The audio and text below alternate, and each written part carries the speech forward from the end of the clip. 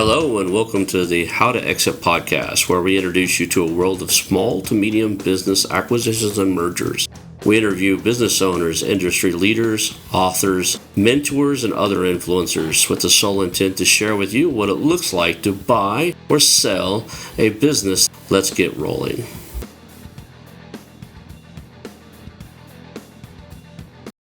And now a moment for our sponsors. I want to highly recommend you get Acquisition Aficionado magazine. Every month, Acquisition Aficionado magazine brings you tactics for business buying and selling you won't find anywhere else. Learn firsthand from industry leaders who share their success stories, featuring in-depth interviews and stories from leading figures in the business acquisition industry. This multi-platform mobile magazine speaks to acquisition entrepreneurs wherever they are in the journey. And I want you to visit acquisitionaficionado.com today. Hello and welcome to the How to Exit podcast. Today I'm here with Jeff Durso, and we're going to talk about his history and the exits he's had. He's created some really cool companies, and unlike a lot of our guys who are just purely acquisition entrepreneurs, Jeff, it looks like you've had the experience of doing a lot of startups to exits. So you're going to bring a different flavor to the show today, and I'm looking forward to hearing your stories. Awesome. Hey, Ron, great to be here. We always start off with the origin story. I used to tell the joke and say, "Hey, you were born and then you ended up on a show about mergers and acquisitions. How in the hell did you end up on my show?" I'm trying to phase out of that a little bit, but let's kind of give people the history of who you are, and with the hopes that they can tie into some of the stuff you've done, because you've done some pretty notable things, and a lot of people know some of the businesses you've been involved with. Yeah. So I guess the best way to say is I'm sort of a startup junkie, right? So it's pretty much all I've known throughout my career. So I graduated I think in 1994, so about 30 years ago, right into the .com boom. Like literally, when I graduated senior year, there was no internet. We had internet, but not web on campus. And when I got there in the fall, everyone was using the web. So that's kind of the timing, which was kind of crazy. I had always known I wanted to do startups, but worked a little bit for a company called Sapient when they were small. They're a huge consulting company now. But I kind of worked for them when they were a startup to figure out like what was going on. And then after that, my brother and a good friend of mine started every weekend. We'd brainstorm like, how are we going to make $1 billion in the internet? That was a thing to do back then, right? And It was, so yeah. we would come up with all these crazy ideas, and every single one of the ideas we came up with turned into $1 billion company. It's just we didn't start any of them. Right? Been there. Right.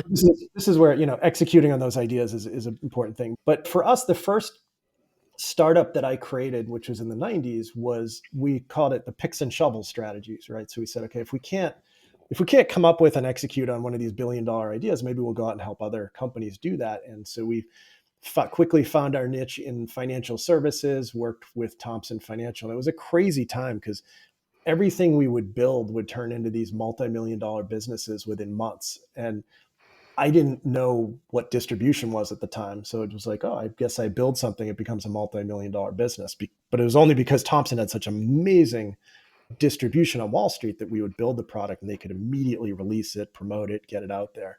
But that was sort of my first experience. And we built that straight through the 90s until March 10th of 2000 at 4 p.m. And the reason I bring up that exact time and date was because at 4 p.m., the NASDAQ closed at its high. That was the moment that we got a term sheet, an offer to sell the company. Mm-hmm.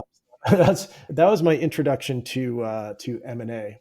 Was literally at that exact moment NASDAQ hit its high. We were meeting with the CEO. He was tired. He had just flown back from San Francisco, and he said, "Well, our stock price just closed at 50 times revenue. I guess we can give you 5 times revenue." And that was that. Yeah. Was that a shocker to like? It doesn't sound like you were out there like marketing, going through investment bankers trying to figure out who's ready to buy you.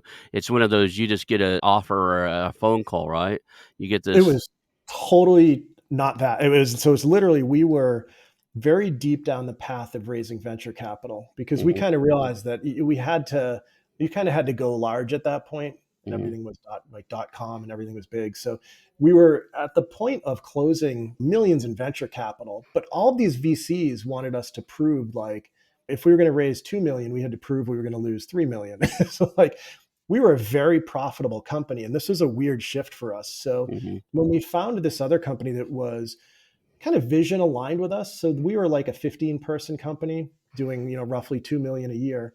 And they were like a couple hundred-person company that had just gone public and had just gotten, was at a market cap of $1 billion. So like, okay, this is an interesting discussion. We didn't think anything was going to come of it Mhm. until that Friday when we drove down to their office and made the pitch, and we just came to an agreement right then and there. Oh, that's interesting. So, what did that look like when you walked out of the office? What was the initial emotion when you walked out of there and they said, "We can give you 5x?" I'm sure you had one reaction in front of them. Yeah, it was a lot of weird emotions. I mean, and even to set the tone. So this was my brother and a really good friend from Mhm, college. So it was going to be my brother and my other friend because we were like, we don't want to have the Durso brothers pitching as if it's a family business. We'll split it up. So mhm, it was going to be the two of them. But my friend got stuck in New York. So he called me up that morning and said, "Can you put together a PowerPoint?" And we kind of talked through. I'm like, "Yeah, no big deal. Put together an off, like we'll pitch the company, right?" And it's like, let's put 3 bullet points and let's put one of them that he can cross out. That'll be the negotiation. So we put 2 bullet points adding up to 9 million, which were like consulting, whatever. And then the last one was intellectual property for 6 million with the expectation that that would get crossed out. mhm. And so literally at 4 o'clock, we're at that table and he takes a red marker and literally X's out IP because we're a consulting company. And he threw, yeah, we can do 9. And when he said we can do 9, all of us were stunned because we were like, what's going on here? And we were stunned and silent. And then a second later, he said, or 10. And so I'm still, to this day, I'm trying to replay that moment to say, did we somehow get $1 million because we were stunned and he thought we were playing hardball, or was Yeah, that? silence is extremely powerful, right? Just sit in silence and let the awkwardness stew. Yeah. It It is was cool. total accidental silence because this was not what we expected this Friday afternoon to be, but that's what it was. And then to answer your other question, like, okay, what happened afterwards? Well, I immediately went to the Acura dealership to pick out. There was a beautiful NSX sitting there, which was my dream car, and just with ropes around it. They didn't let anyone. I'm like, all right, I'm gonna get that car. And sure enough, minutes after the deal closed, wire transfer in and then wire transfer out to the Acura dealership. You know, drove my dream car. And then meanwhile, 3 days later, my brother bought a Ferrari F355 convertible that he had. So we were young. My grandmother made fun of us. She's like, "Have you boys ever heard of like real estate?" So we weren't we had just run this like really high stress company for years, and now suddenly we were liquid. It was a night and day.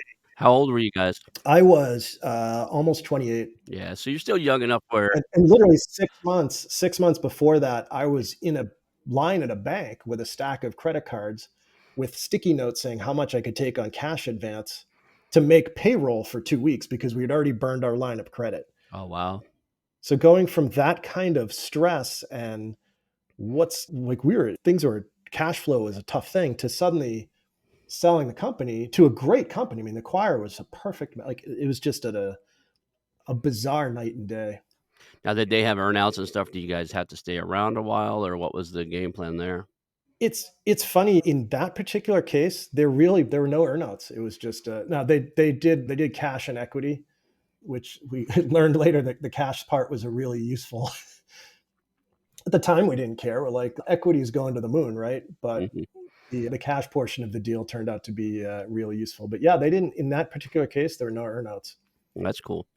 You guys walk away, you did you stay on? I mean, even though there's no earnouts, did you stay on for a while afterwards? Keep Yeah, I stayed on. Yeah, no. So we all stayed on for a number of. I think I stayed on for another year and a half, which was good. I mean, it was a different experience. It was sort of I'm going from like seriously hands on to like up and to the right, and managing a large team of like 25 people. So slightly different. And I got to the point where I got bored after a while, and I was like, all right, I gotta get back into the startup game because this is got too far removed.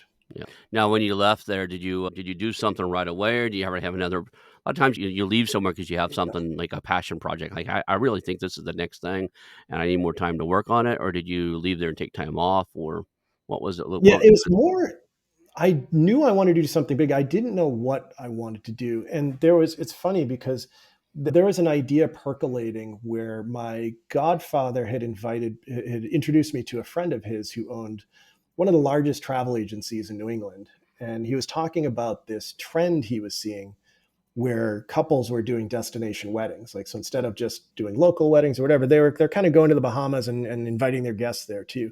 He's like, we're doing a few of these, and it would be interesting to build a company around it. Now, foolishly, this turned out to be an incredible idea, but that was like in July of 2002, and so we didn't do much with it for about a year. Right. I spent a year being like, it's okay, but I looked at a bunch of other shiny objects and then eventually came back to, that's a pretty good idea. Let's explore it. And then I did something else stupid, which was, let's go raise money.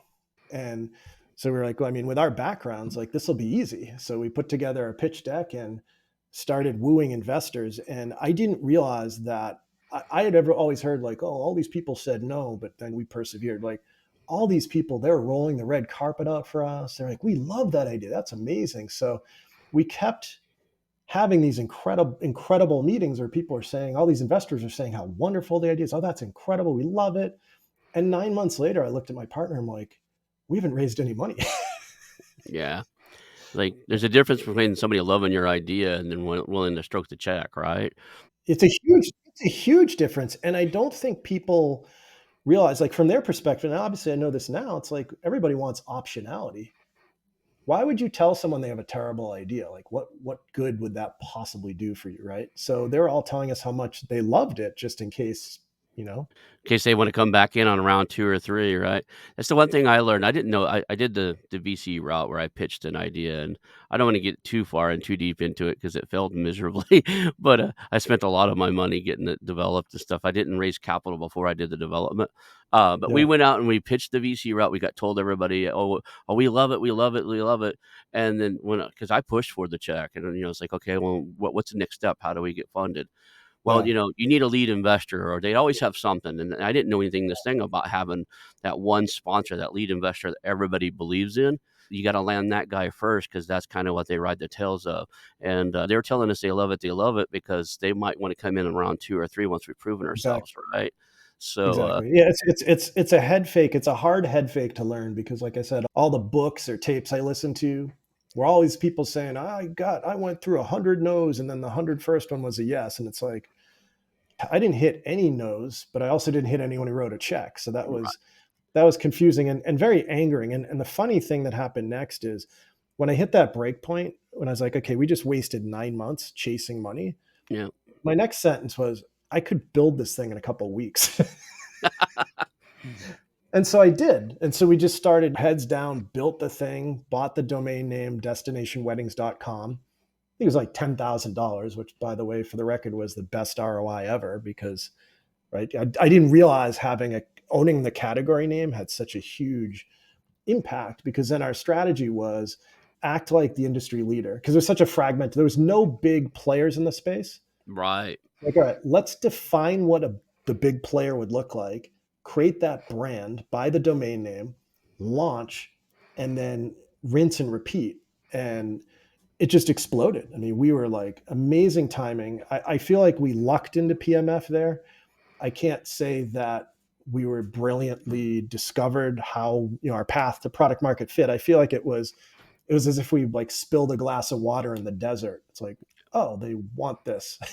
So yeah, we kind of, and then by the way, when we raised money a year later, it was easy. Didn't take any time.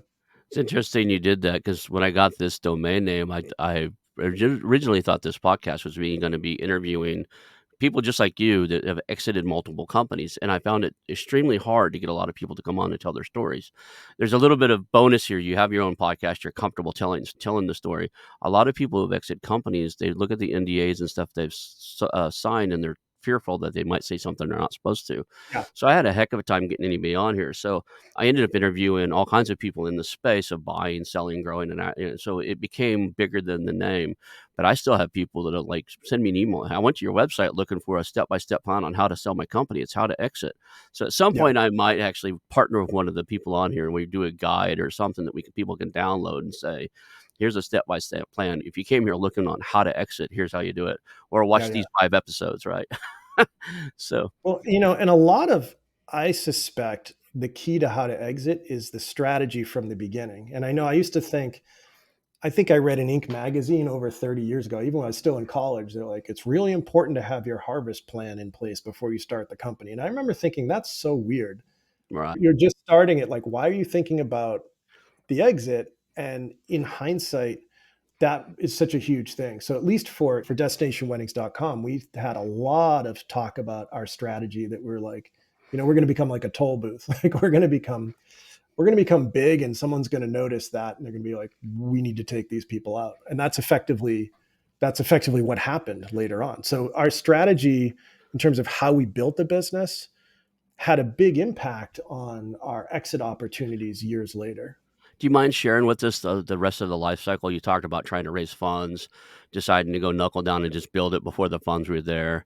Once it was up and running, were those people circling back, or what's the rest? You kind of we have an unfinished story here, so let's go through the Yeah. rest of this life cycle of Sure, sure. Yeah. I mean, so first of all, we spent, once we started building it, from the time that I said, okay, we're building this thing to the time we were like in business and actually getting, I'd say like 3 or 4 months, we actually had couples coming through the website and actually paying us a $50 deposit to work with us. That was our metric. And hmm then we were increasing our, how many of these $50 deposits are we creating each day? And then how fast are we fulfilling? So we were at the point of in business within 3 to 4 months.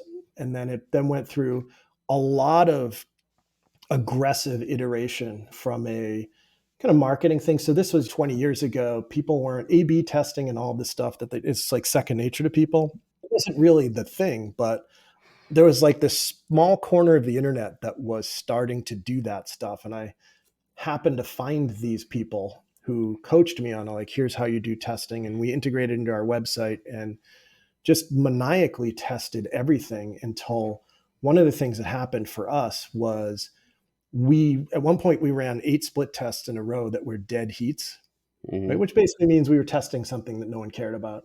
And hmm the ninth one, I remember my wife, she had thrown an idea at me. She's like, have you tried the stress angle? I'm like, oh no, let's try that. So we did a split test where we just added the word stress free to our headline. And this is a pretty optimized headline at the point. So hmm just the control headline was like, finally, the way to, the better way to do your destination wedding or something like that. And the treatment was finally the stress free, everything else the same. 43% improvement in conversion rate. Oh wow, that's impressive. Statistically significant. Yeah. I'm a I mean, I'm marketing talking, nerd, so, that's where my MBA is in, is marketing. That's an outlier. That's very rare that you can put a single word or something in a headline and bop it by 40 yeah, something percent. it was that.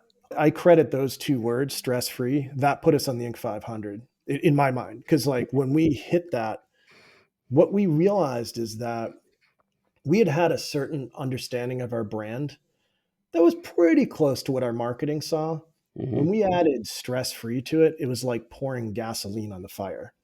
Like suddenly people came to this, oh, that's it. I have to work with these people.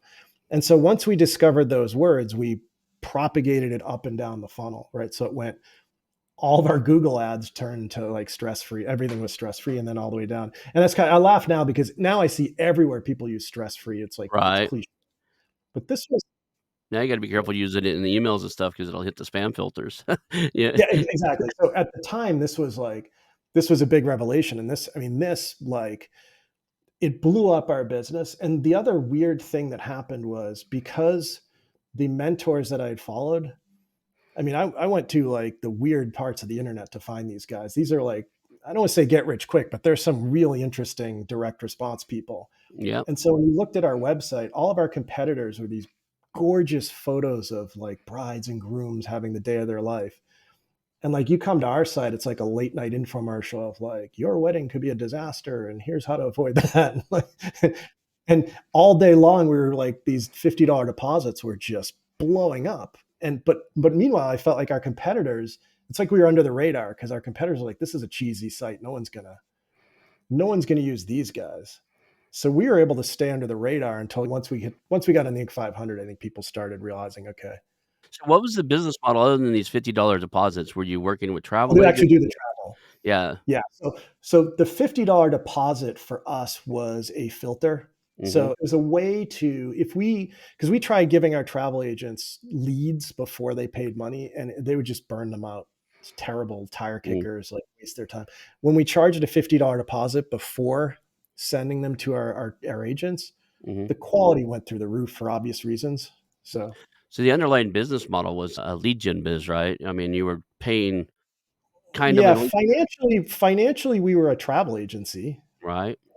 But if you said like what was our special sauce, it was lead generation, and then quality meant like quality control because we had about 200 independent travel agents. Mhm, We were able to always deliver a high quality experience because we had different controls in place to mhm. know if something was going wrong, we could hot swap really quickly. So Okay. those two things were really that's what made the business take off. It was like a brand promise. So Mm, defining what the leader should look like was destinationweddings.com, lead gen, and then effectively a travel agency from a financial perspective. oh, interesting. So, you got this thing up, it's running. At what point did you realize it was for sale, or was it another one of these, somebody knocked on your door and said, "Hey, we're interested"? Yeah, it was a knock on the door thing. And this was well over 15 years ago, but obviously I can't say who who Yeah. did it, but I can say that profile wise, like it was an operator, right? A tour operator that looked and said, okay, we're seeing a lot of our businesses coming through this channel. This would Mhm. be interesting to buy this and kind of control it. And control it without locking it down and killing the brand, Right. which is what happened. So after we sold the company, it just continued along. I think for years, I don't even think they announced who the owners were. Right? They just kind of continued along the same path, so it didn't disrupt the supply cycle. Yeah, that happens a lot. I actually have a newsletter where I'm part owner now, and the guy that originally wrote it, he just didn't wanna deal with any of the facing stuff. But, so anyway, like, sometimes that's just what's needed. They don't need to come out and say they took it over, especially in an industry where, it complements other stuff they do, but, Yeah, it may or may not be, like, of a total strategic benefit to make that announcement. exactly. So I mean, I think the wire they had to walk is like there were definitely synergies involved from the acquisition, right? So Mhm, they could invest in the business in different ways and drive their own purpose, but they also continued to invest in the brand instead of like if they had done it the wrong way, they could have totally freaked out the entire supply market, and then they would have been it could have just been them as the only supplier left, but they did it the right way so that it didn't blow up the ecosystem when they acquired it. So you told me about 2 wins now. Were there cases, I know for myself, I've had some good wins. I'm an entrepreneur, I'm 50 something, I've done quite a few, but there's quite a few things I tried along the way where pretty quickly you can get into something, you build a little bit of it, and then you decide yay or nay and shut it down. Were Yeah. there other stuff in between those 2, or did you guys like, how did you, like, pick 2 things back to back that just had product Yeah. market fit, you know? So, So so yeah, and unfortunately, that was more of a crutch than that was more of a negative than a benefit. And like what I would say is that I started with pretty serious blind spots that mhm, have had to be removed over time. So I'd say my first blind spot that I alluded to before was in our first company, like I was a software developer and I would write software and it would make millions of dollars in a few months, like years after out of college. So in my mind, it was like, I write the songs, right? It's right, like, it must be because of the code. And it wasn't until like when we first launched Destination Weddings and I had all this investment in it and crickets, nothing's coming to the site.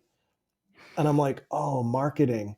So my first blind spot was distribution and marketing. And like, I had to really learn that with destinationweddings.com. And I had to put my all into, I think I spent like $25,000 over the period of like 3 months in like coaches, programs, like everything. I became a sponge. I'm like, either I learn this direct response marketing thing or I'm screwed.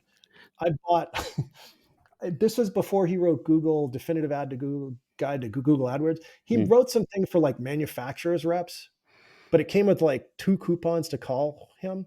So I mhm, bought and I had my 2 phone calls with him, and all these ideas he gave me just were incredible, like just blowing me up. So, right, but the problem is again these blind spots. So the blind spot I had with destinationweddings.com is that business came with product market fit, and I didn't appreciate what that meant until starting other businesses after that Mhm. that were much grindier because they didn't have product market fit, and businesses where maybe I even worked harder. So the thing you had asked is like, did you test these things and learn?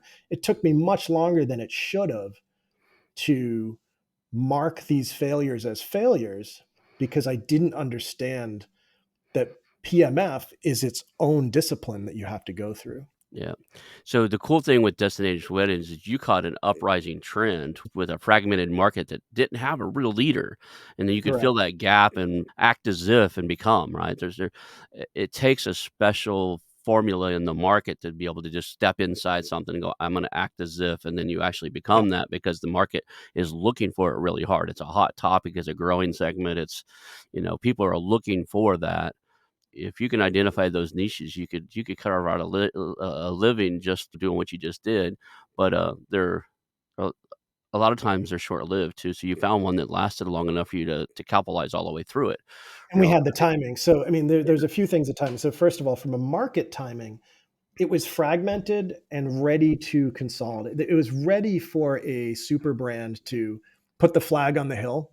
Mhm, And so, you said acting as if, that's basically what we did. mhm. For $10,000 to buy that domain name, we became the industry leader, right? We just like, oh, we're the industry leader because we have the domain name. Yeah. And then we worked our tails off to fall into this position and this vision that we identified. But that was very fortunate. Now, the other thing that was really amazing was from a channel perspective, Google AdWords was just coming into its own right at that point. And Mhm. so I had all these coaches in direct response. Well, they were all using Google AdWords as the traffic source.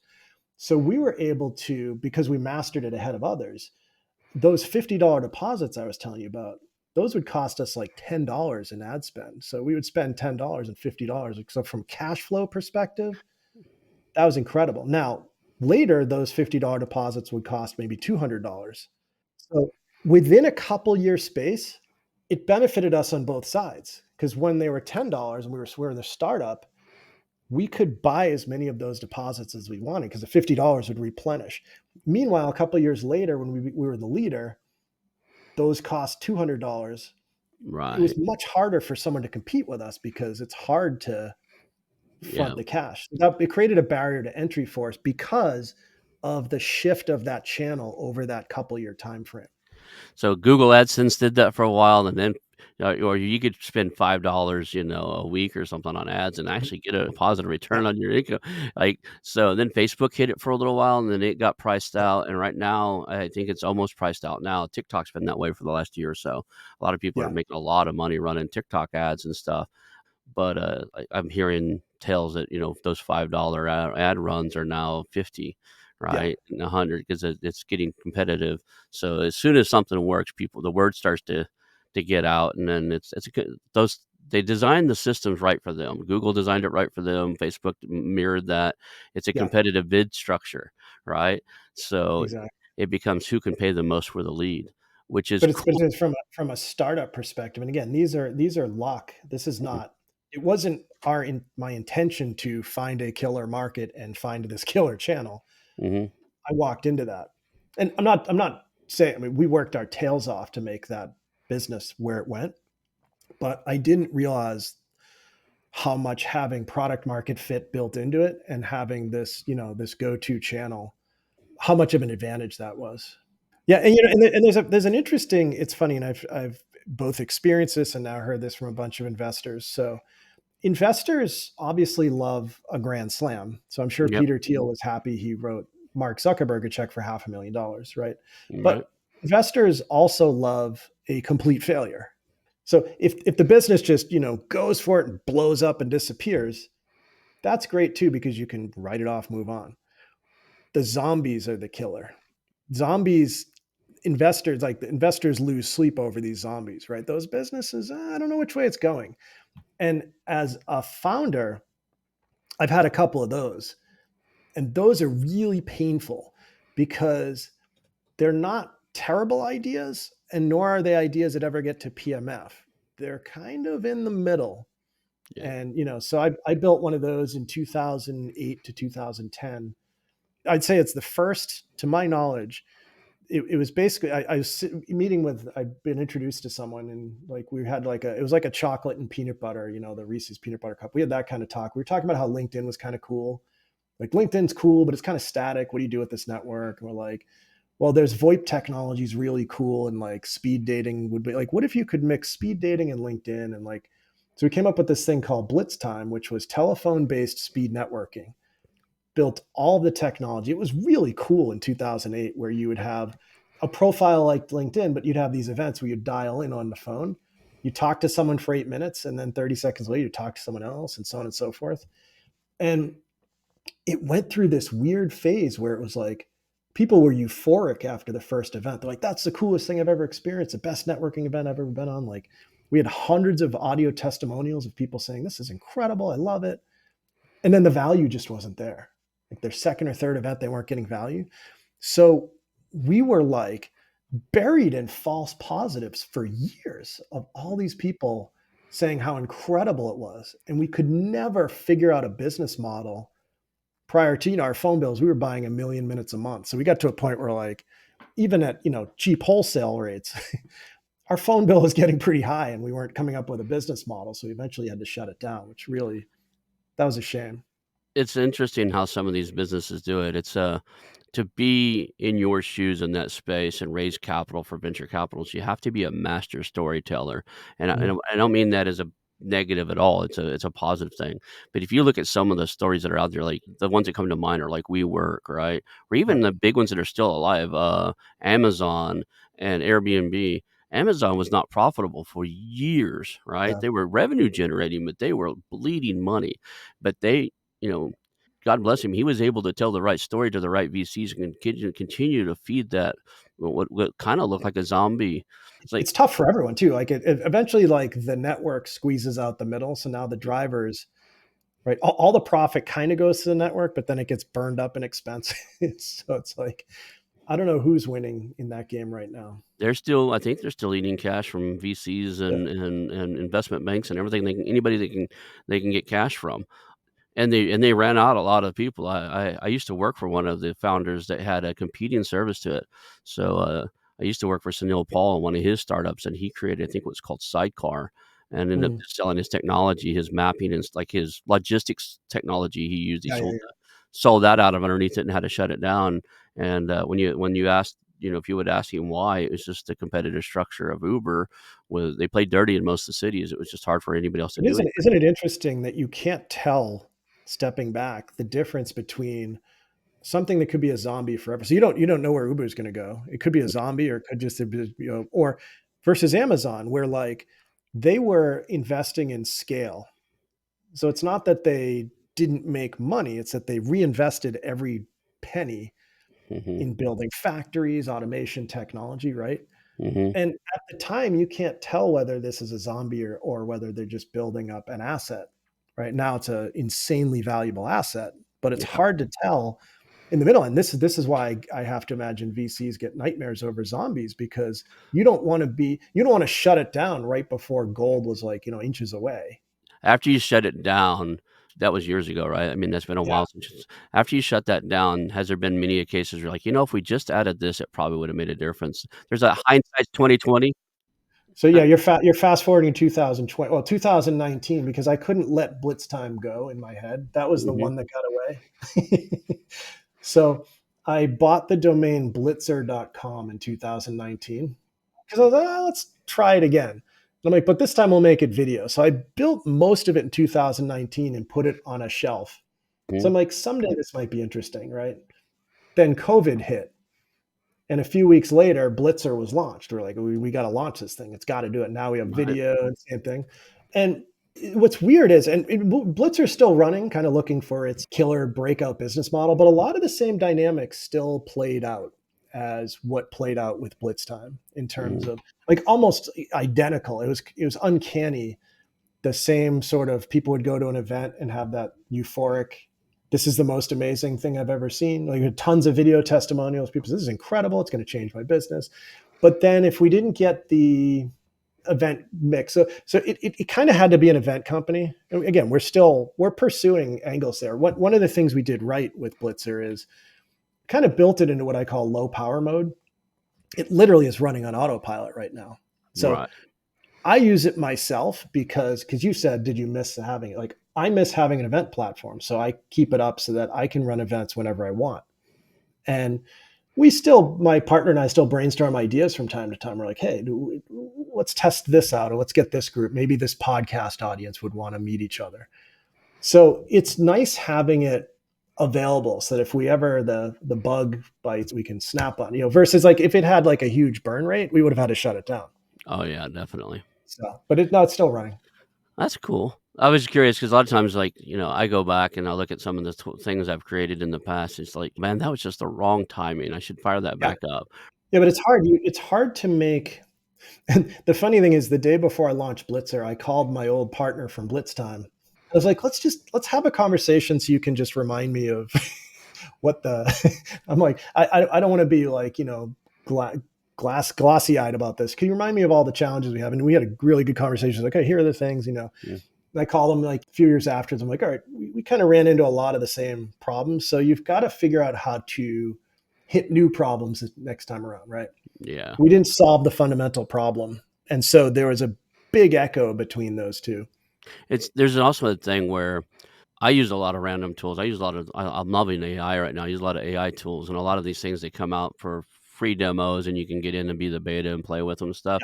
I honestly only have one, maybe 2 or 3 that I pay for because they were good enough by the time they started asking for money. I was like, "Yeah, I'm using this. This is Yeah. critical to my business. I'm gonna give them 10, 20, 30, $40 a month, $89 a month, whatever it is," right? Yeah. We're sitting on one, Descript, right? We use the Descript Quadcast type of platform here. They saved myself and my team time and money, and when they started, adding prices and stuff to things, we're like, "Yeah, let's do it." It's a no-brainer. Yeah. It's a no-brainer because in order not to use them anymore, I have to go back to standard editing, which took my team hours and hours, Yeah. to go through and do all the stuff this tool does. So, there's Yeah. something to be said. Dropbox played an interesting strategy like this because Descript feels very similar in terms of their strategy, in terms of what Dropbox did was they pushed the paywall really high because what they said, like, because before that, you kind of had software was like 30-day trial or 14-day trial. And then, okay, now you got to pay. Yeah. And what Dropbox said, right, is like, it's free and you get 500 megs of storage or whatever it was. And okay, refer a friend, you get 250 megs for each, whatever it was, right? So now you've got this referral incentive, but you didn't have to pay. You wouldn't hit the paywall requirement for months. And I remember when I hit the paywall requirement, Dropbox was like so embedded into all my workflows that it was a no-brainer. Like, yeah, I'm going to pay him a couple bucks a month. And I feel like Descript has followed the same thing. Like the free, you get a lot of useful, functionality free. Mhm. And then once it's time to pay, it's like such an important part of your workflow. So So I think that's critical inside of a lot of software companies is how do you become such a utility to your customer base, such an asset to them that they don't even blink an eye the value return I get from this tool is there, right? I yeah, don't there's a lot of my tools that I have. I'll go through about every couple of months. I'll look through my bank account and go, "Well, am I still paying for that?" Like I reached out to I have staff, right? So I reached out to staff. Is anybody still using these 3 things? yeah, yeah, Right? Because I think we've replaced them. And somebody will go, "No, I'm still using that. Don't don't get rid of that," right? But I was like, "Okay," I'll say, "Have you tried this instead?" Right? So we've got rid of some of our AI tools for taking transcripts and cleaning them up because, ChatGPT's got so good at that. I can just, for $20 a month, and I already pay for that, I can throw it in there and say, "Hey, clean this up," and or give it good prompts and get good results on it. yeah. Um, It's really interesting because I've talked to a lot of founders lately about. I'm kind of obsessed with PMF because of the scars that I have. oh yeah, definitely. Because you kind of point out my first 2 startups were like home runs. Yeah, So that created a tough slew of I had to go through the not home runs a few in a row. yeah, And the theme that keeps coming back is PMF, yeah, right? Over and over again. I'm like, PMF's not dialed in. And I was talking to a founder about a week or 2 ago, and I said, okay, so how are you managing for PMF in your dashboard? He's like, well, we're minimizing churn. And that was interesting to me. I'm like, maybe that's not the answer, because when you're a startup and you don't know who your ideal customer is, churn is a bad metric because you should be churning lots of people. The question is, the ones who really like you, how much do they like you?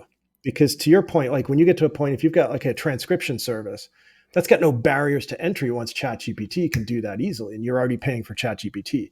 Yeah, we killed off Otter or whatever that was Otter? Otter Yeah, dot we killed that off really quick because it was time consuming, it was not very accurate, and yeah. ChatGPT ate its lunch, you know, so Exactly. And I find that with the models too. So I'm bad. Like I go from Claude one month to like GPT the next month. I think I I pay for both sometimes, but yeah, I surf, the underlying models I surf a lot. But when I think about like if you're building a company and you want that company to have value, your PMF strategy is everything. And it has to be really nuanced in terms of like, so I think it was the Sean Ellis framework where he breaks the world into, you do a survey like if we were to disappear, would you be very disappointed, somewhat disappointed, or not disappointed, right? right. The people who would be very disappointed, that's your PMF score, right? And I think he said you want to get to 40% is like the, if you can get that 40%, you're good.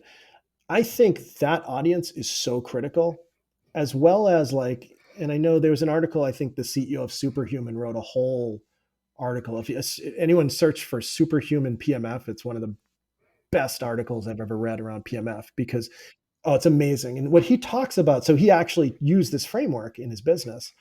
And when he started, I think he said like his PMF score, the people who said they'd be very disappointed if Superhuman disappeared, it's like in the low 20s. And when you're not in PMF, it's a grind. It's like Sisyphus pushing the rock up the hill. And now fast forward a few years, you got to 54%. And Mhm, it's like you can do no wrong. It's like you've just got a tailwind. Everything you do is like blessed. And that's what Destination Weddings felt like to me because we had that PMF tailwind all along. mhm. What's really interesting about it, and I think this is more critical than ever with AI threatening every business model, is, and in that article, he talked about what do you do with the people in the middle. So if someone says they'd be very disappointed if you disappear, whatever they ask for, you give it to them, right? Right. Whatever they ask, any requirement they ask for, it's theirs. The people who say they would be not disappointed if you disappear, their requirements go into a very important file called the circular file, right? Yep. What do you do with the people in the middle? And what I thought was interesting, and the article explained it, is that some of those people, because the second question is, what do you think is our most important feature? What do you find about core of the app? Whatever the very disappointed your core audience says is the core feature. So for Superhuman with speed, the part of that middle category that mentions the same core feature, you listen to whatever their issues are and you put it into your roadmap. The people that mention some other feature as core, you discard it. So Mhm, the idea is you're looking at this sort of core group of customers that are in PMF, and you're trying to find the next ring. Who can be one? And what do we need to do to? So they might be like, I really like this, but I wish I could use it on my iPhone because I don't always have my laptop. Do you know what I mean? So I think that that's really PMF engineering, if you will, is really the name of the game. If you can figure out how to build your feature set to delight a bunch of customers and go deep with them, they're not going to drop you in a heartbeat when something else comes along. I'm also a big fan of minimal viable product. I think too many founders build things out to be what they ideally think the customer wants, and they add all these bells and whistles on it without doing what you're talking about, figuring out what product market fit is and designing something customers want. I love this product market fit you're talking about. So then, because what happens if I surveyed all my customers and I said, what are we doing really well? I'm getting a mix of the people that don't matter, are going to give me responses that I think may matter. If I can focus on the guys that I'm they need me. They're wanting to pay. They would pay more if I raised my prices, Mhm. and focus on the people that could be. If we fixed the one or two things that were missing, they would fall in that category. If I could Yeah. focus on that two subsets of group, man, you could rocket almost any idea or any concept. But And problem is, think about how more nuanced that is than churn. Churn churn works great at scale. mm-hmm, So if you're at scale and you're dialed into PMF and things are moving, yeah, then optimize churn. There's a million little frictions you can do that will fix churn. But until you know who your customer is, if you try to minimize churn, you're going to build the leaning tower of Pisa, right? right. Which is definitely what you don't want to build. It's like these exit interviews. People do exit interviews for people leaving companies, and they do 'em some people do exit interviews when people leave their software and stuff, and I think you're missing something out is if you don't say, "Hey, what did you love?" Right? Because it's the whole product market fit. What did you love, and then why did you leave? If you didn't get the what did you love, you don't know a lot of people just leave because it's them. They're disgruntled with everything. They're filing bankruptcy. There's all these, getting divorced, they gotta cut all their expenses. There's all these other reasons that have nothing to do with you. And I've read Exactly. some of these exit interview things that people give you on software and services, and even when I worked for companies, I'd reanalyze the question they asked when I left. I was like, "Why did you even ask that? You didn't qualify whether or not I was somebody you needed to keep before you Yeah. asked why I left." That's Right? that's that's a huge that's really interesting, right? Because Right. you're like, there could be a number of innocent reasons why the person left, Mhm. and they Yeah. and they could still be your core customer, they just can't continue to pay or don't have reason to right now. Yeah, it's and I see a lot of these tools that do that, like, "We'll give you 50% off if you come back," and I was like, "Okay, now a lot of big guys do it. I turn my sales navigator on and off depending on whether I've got a project I've that needs it, right? And they always offer me a big discount to come back, and I was like, "Oh, cool, 50% off for 2 I months if I feel I come feel back." like we're all trained for that. Like, I canceled Sling the other day, and they're like, "Oh, we'll give you 50% off for 2 months." Alright, I'll take that. It's a system or a game, you almost game it, right? I think people get hung up in there though, that if you're out there and you're starting a company and you're growing a company and you're listening to this, you gotta really look at who do you want around, who's your target customer, and, some of that's another thing, a lot of people develop their avatar or their target customer from the day one, Yeah, and I think that's a and they get rigid on it, like, "This is who we serve," and I think that's a little bit of mistake, being fluid and going, who's loving what I've created? How are they using what I created?" Right? A lot of people, a lot of times a great companies are built because there's a shift along the way.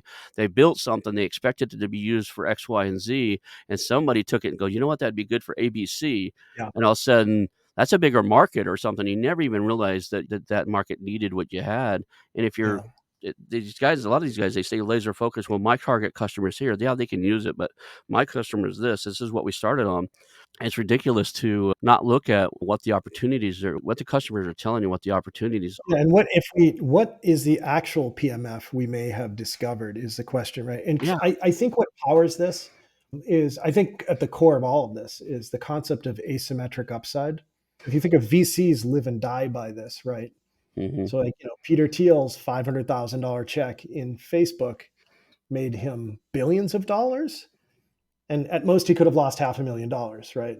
Yeah. And so this is how, but the lesson is that things that are great can be orders of magnitude better than things that are good. Yeah. So I look at, like, if I never discovered that stress-free thing, destinationweddings.com would have been a pretty good business that would have eked out, it would have done okay for a couple of years. And okay, we discovered that it went on the Inc. 500. So we were slightly tuned off and we retuned and then found this. Mhm. I think that when you think about PMF, as you navigate the four P's that get you there, like the persona, their problem, the promise you make to them, and the product that fulfills that promise, you have to be very deliberate with each of those four, but you also have to be flexible to reevaluate where the lines are of each of those, right? Because if you pick, for instance, a bad problem, you're going to have trouble.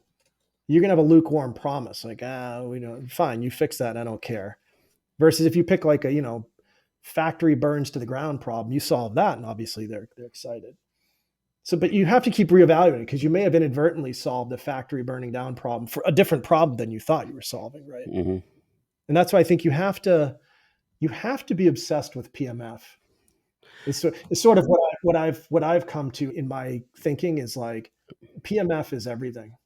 A lot of people are listening to this, and our typical audience are people who are out there acquiring companies. There's a huge niche, and I've already met a couple people who have done this.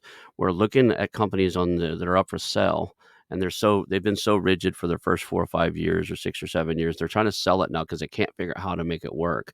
And the Yeah. reason they haven't made it work is they're not listening to their audience and their product market fit, especially for a lot of these blue collar things, are just not quite there. But if you Yeah. know what that shift is and you can see things that they don't see, you can make a huge difference, right? Oh, I quickly. You can do it quickly. Yeah. Okay. Well, let's wrap this thing up a little bit. Let's do some stuff about like kind of how do people reach out to you? You have your own podcast. Tell us about that for a Yeah. minute. Yeah. So the podcast is called Founder Breakthroughs. And it's basically me just interviewing founders of every. So there's been some new founders, and there's been Mm. founders. I talked to someone who had sold 6 companies and everything in between. And the goal is to just talk through the stories and figure out like what are the big insights, what are the scars on your back, what are the war stories, and then what are the takeaways. So that's been a lot of fun doing that. And I'm launching something new that's an iteration of that called the PMF Dojo. Oh yeah, that sounds like a great one. You got a Right. lot of experience in product market fit, so Yeah. yeah, I think that would be extremely valuable to anybody out there. So Yeah, so that's the logical next step. So if you go to pmfdojo.com, right now it redirects to our LinkedIn page, but we're going to be putting lots of content out there because I think again I've been mentoring founders for decades now, and I just realized that this product market fit thing is so important that creating a dojo where we can all train together and get better at it seemed like the logical next step. I like that product market fit dojo. Cool. Yeah. Anything else? Is there any? Well, let's do the takeaways, and then so do the takeaways, and then we'll talk about how people, if they want to work directly with you or they want to, connect with you on LinkedIn or something like that. What's the best way for people to do that? Yeah, LinkedIn is if you just reach out to me on LinkedIn and send me a message, and yeah, I'm glad to connect. Okay, cool. And the last one I always love to do, if somebody could only remember 2 or 3 things from the show, what would you want them to be the takeaways? What would you want them to walk away with? So I think first of all that the exit happens when you start the company. That it's a strategy. It's not something that you suddenly stumble into, even though we kind of did the first time. But usually, it's a real strategic thing. I think number one. Number two is product market fit is everything, and not just it's not a stage that you check the box. It's not like okay, we achieved product market fit and we move on. I feel like it affects startups from the napkin sketch all the way Mhm. up to big companies that are starting to slow down because everything's shifting. So you may have been in PMF and now you're out of PMF. So I feel like it's an ongoing discipline that you need to come back to. And then the one thing, and we didn't touch upon this, but I would say like AI, getting skilled on AI to speed up a lot of these processes, I think is really critical. And then when you build a startup, making sure that you can create something that's defensible in a world of AI. And that's going to be the challenge. Anything else you wanna add before we call this a show? No, I think that's it. No, this has been a blast. It's been a blast. Thank you for being here today, Jeff. It's been really enlightening, and I really like what you had to offer the audience here, so thank you. Awesome. Thanks for having me. Cool. Hang out for just a second. I want to announce our new channel partners, the ITX Marketplace. Since 1998, ITX has created $5 billion in value by selling more than 225 IT businesses in 20 countries. ITX works exclusively with IT-enabled businesses generating between 5 million and 30 million who are ready to be sold, and M&A decision makers who are ready to buy. For over 25 years, ITX has developed industry knowledge that helps determine whether a seller is a good fit for their buyers before making the match. ITX Mergers and Acquisition Marketplace we have partnered with has a proprietary database of 50,000 plus global buyers seeking IT service firms, managed service providers, Microsoft service providers, software as a service platforms, and channel partners with Microsoft, Oracle, ServiceNow, and the Salesforce space. If you have an IT enabled business you're ready to sell, I want you to visit the itexchangenet.com/marketplace. How to exit. That link will be in the show notes. Visit them now.